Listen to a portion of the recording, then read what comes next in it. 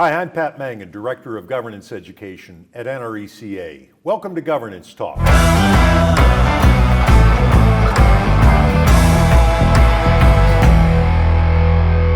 guest today is Adam Schwartz. Adam, you are the founder of the Cooperative Way and member owner of Columinate Consulting Group. That's right. Delighted to have you on the program. It's great to be here, Pat. Very excited. Adam, today we're talking about bylaws. So let's just set the table. I think it's a good idea to always start with a definition. What's the difference between bylaws and policies? Thanks, Pat. So as many of the listeners and fans of the Governance Talk video, they probably have taken a number of the courses. And in the course that we teach, the 925 on bylaws, we have what's called the pyramid. And at the top of the pyramid is the Constitution. And then it goes to federal law, state law, articles of incorporation. So each one of those has to be in compliance, right? You can't have state law that is in violation of federal law or articles that violate state law. And then after the articles of incorporation come the bylaws. And the bylaws, as you say, is the contract between the co-op and its members. And then below that is the policies, and that's the policies that the board will generally approve, to discuss, and debate. But that the board does by themselves. The bylaws is their agreement with the members. So it's a higher level on the pyramid of what governance means at the co-op. I love that pyramid. It's a great way to think about it. It's a great visual. And basically you're saying you can't be out of compliance with the thing above you. Exactly. All the way Exactly. Right. All right. So what are some of the challenges you're seeing out there with regard to bylaws these days? The number one thing that I recommend to co-op board members is really a very simple thing, and that is read your bylaws. One of my colleagues in my Columinate co-op talks about what she calls bylaws magic. And what she means by that, and I've become a fan of the phrase, is when everyone in the room, everyone in the boardroom, all the board members, the attorney, the CEO, and whatever other staff might be in that boardroom, that everyone is familiar with the bylaws. Because one of the things that I have seen, and I've attended numerous board meetings over my time, is someone will invariably say, I think we have a bylaw about that, or I think we have a policy. And that makes me nervous. I don't want people to think, I want them to know. All right? And so just the act of reading and being familiar with the bylaws, and if everyone has an equal level of knowledge and familiarity with them, there really is actually this magical feeling that starts to take hold, that, okay, we're doing this and we know that we're in compliance, or alternatively, we know that, hey, we might have to suggest an amendment to the bylaws, or if we're talking about a policy, that we may need to change the policy. But knowledge is at the key base. Know your bylaws. Very good. So what are some tips that directors could follow to be in compliance with the policies and the bylaws? Okay. One of the things that I certainly recommend, I know NREC does as well, is a perpetual reviewing process, right? Going through our policies. I favor looking at policies at every board meeting, a small number of them, so that we stay we look up at 2 or 3. Three, right. And we can do the same thing with our bylaws. We can look at different sections of the bylaws. And this encourages that familiarity, because I know of cases where co-ops, not for any ill purposes, all right, have found themselves that all of a sudden they're doing something that is not in compliance with their bylaws or their policies. And that can be very problematic. So we want to make sure that we continue to be very familiar. We're always, there's always board turnover. New board members are coming in. We want to make sure that new members are well oriented about the bylaws and the policies, so that we can be sure that we're acting in compliance with them. Well, you pick up on that a little bit.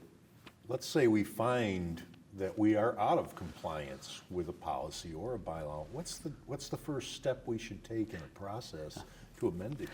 The first step, if at all possible, is to cease and desist from doing that activity, because you are no longer in compliance with your own rules. Right? If it's a policy and it's a board policy, then that can be relatively easy to change, at the next board meeting. Because the board has that authority and power to change the policies. policies. Not so with the bylaws. Bylaws. In the vast majority of cases, bylaws, if they need to be amended, and all bylaws will need to be amended. Generally, one of the reasons bylaws need to be amended is just things happen, technology occurs. When the bylaws were written for our co-ops, 80 years ago, there were no such thing as fax machines. Okay, or computers, personal computers, right? So, and the way that they were written in compliance with the way things were at the time. So we know that there's going to be some outside reasons why bylaws are going to need to be modified as we go along. There are also some other reasons that maybe the co-op wants to do certain things that the original bylaws were not giving them permission to do. Obviously, other services that co-ops enter might be one of those cases. Those would also probably require a change of your articles of incorporation so as well. So really, as the world evolves and changes, that's a driver or a cause to look at our bylaws, look at our policies. Absolutely. And what I recommend when we're suggesting a bylaw amendment, generally most times it emanates at the board. But most often the board recognizes, either maybe the attorney or the CEO or a board member recognizes that we need to update our bylaws.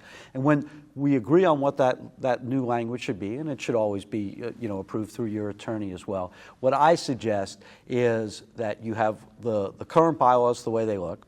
Then you have what we call a red line version of the bylaws, where you actually show what's crossed out and what's added so people can see what's changed. And then you have what the new version of the bylaws would look like if all of the amendments are accepted.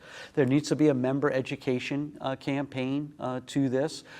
We need to make sure that members have the ability to ask questions and understand why the bylaws are being changed. And then the members, of course, have the ability and the right to vote for it. Because bylaws is a significant document.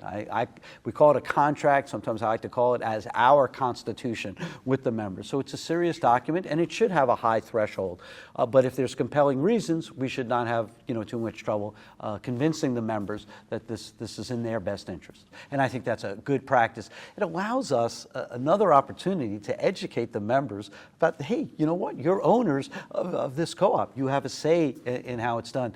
I was talking with a director recently, and she was saying that one of the things that they're trying to do in their bylaws is change it so that we can do voting for the board members, the elections, and for bylaw amendments, that we can do them via mail or electronically. Not that you have to be there in person, but what they have to do is they have to get a large enough quorum at the annual meeting so that they can then change the bylaw so that in the future they can make it more efficient. But I've seen cases where if a co-op is determined and puts some muscle into it, you can get the needed number of people to attend the meeting or to participate in that election process. It takes a little work, but work strengthens us. So. Very good. From time to time, a board will find itself impeded by its bylaws or its policies. What then? That's the perfect opportunity to make the change, right? Whatever it is that the co-op is trying to do, there's always a way to fix it, all right? And what I think that they need to do is do a careful analysis of what it is that they're trying to do, identify where in the bylaw is the problem, and then go through, obviously, legal counsel, make those changes, bring it to the members for the vote, and then they're off to the races. If it's a policy, they can do the same thing, only they don't have to go to the members for approval, the ability to do it at the board level. And bylaws can sound like a boring, kind of dry topic, but when they're working, when they're in sync with what the co-op wants to do, I find them to be very liberating and a very good unifier around the board table that we can get behind. Yes, this is who we are and this is what we want to do. Adam Schwartz, thanks for joining us today. Thank you so much for having me.